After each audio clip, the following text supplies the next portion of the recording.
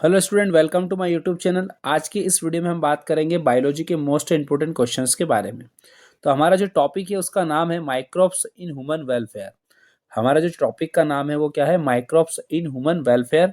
हिंदी में अगर हम बात करें तो मानव कल्याण में सूक्ष्म जीव। तो ये हमारा टॉपिक है, चैप्टर है।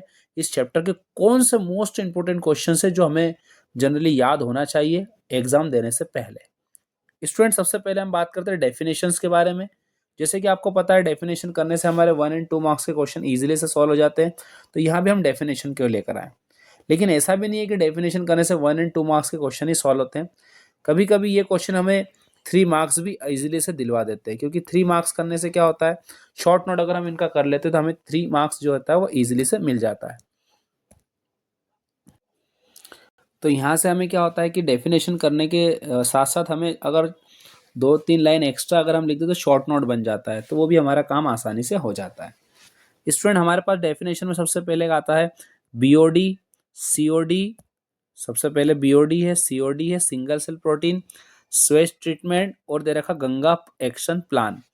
तो यहाँ पर मैंने देखा जाए तो बहुत डेफिनेशंस को ज़्यादा फोकस किया है, कवर किया इस चैप्टर के अंदर से।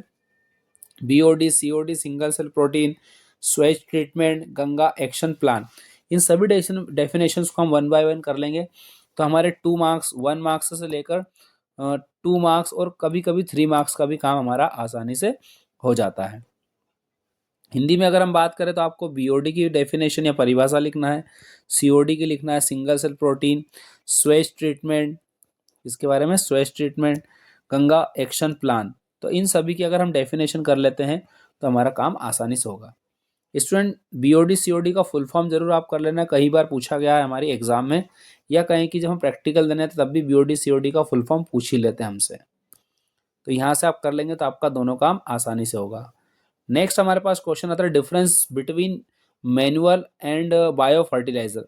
अब मैनुअल और बायो फर्टिलाइजर का डिफरेंस भी आपको बहुत इजीली से करना है, और यहाँ पर आपको भी 4 पॉइंट करना है, ज़्यादा पॉइंट नहीं करना है, केवल 4 पॉइंट्स आप कर लीजिए डिफरेंस मैनुअल और हमारे बायो फर्टिलाइज़र में। हिंदी में बात करें तो मैनुअल और बायो फर्टिलाइज़र ही लिखा हुआ है जैसे, तो लेकिन मैनुअल या कहें कि जो हमारे पास मैनुअल और बायो फर्टिलाइज़र है, इसको आप हिंदी में एक बार देख लीजिएगा। बायो फर्टिलाइज़र को तो उर्वरकता और मैनुअल को शायद खाद कहते हैं, इनके बीच में आपको डिफरेंस करना रहेगा।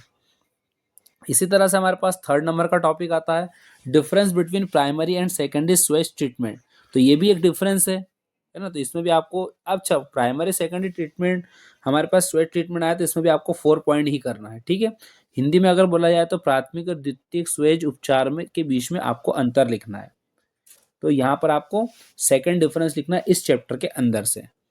देन स्टूडेंट, हम बात करते हैं अगले टॉपिक की हमारे पास।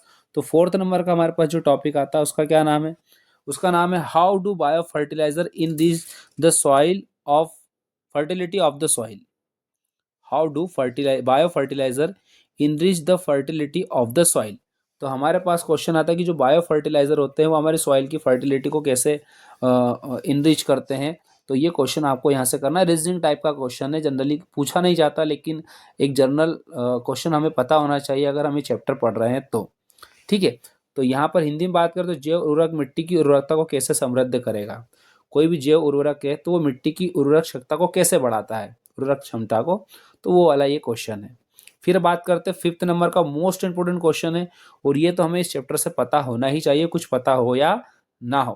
तो इस पर तो आप स्टार अच्छे से लगा लीजिए और इसको सबसे पहले कर लो आप। क्या है?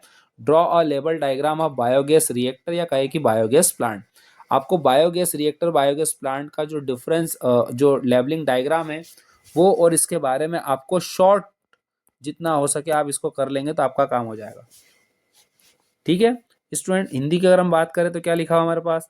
हिंदी में हमारे पास लिखा हुआ है बायोगैस रिएक्टर या कहीं की बायोगैस संयंत्र का नामांकित चित्र। तो यहाँ पर केवल डायग्राम बोला है जनरली मैंने, लेकिन आपको डायग्राम नहीं करना है, इसको एक्सप्लेन भी करना है, शॉर्ट नोट के टाइप आपको लिखना है, जिससे आपका डायग्राम भी बन जाए और आपका आंसर भी कंप्लीट हो जाए। तो ये थे हमारे इस चैप्टर के, क्या नाम था हमारे चैप्टर का?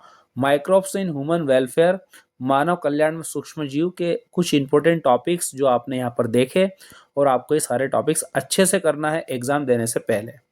अच्छा, जैसे इडली, डोसा, उनमें कौन-कौन से माइक्रो ऑर्गेनिज़्म बेनिफिशियल है, वो सब आपको पता है, तो वो हम यहाँ पर लेकर नहीं आए क्योंकि हमने मेजर क्वेश्चंस को फोकस किया है, ताकि एक आईएमपी जिसका मतलब होता है कि इम्पोर्टेंट क्वेश्चंस क्या है, तो वो हम यहाँ पे रीड कर सकें। बाकी आपको चैप्टर अच्छे से पता है, तो कोई प्रॉब्लम आपको आएगी नहीं। ठीक है? बस एक बार इन क्वेश्चंस को एक बार आप देख लीजिए क्या है और इनके प्रैक्टिस कर लीजिए ताकि आपका काम आसानी से हो जाए।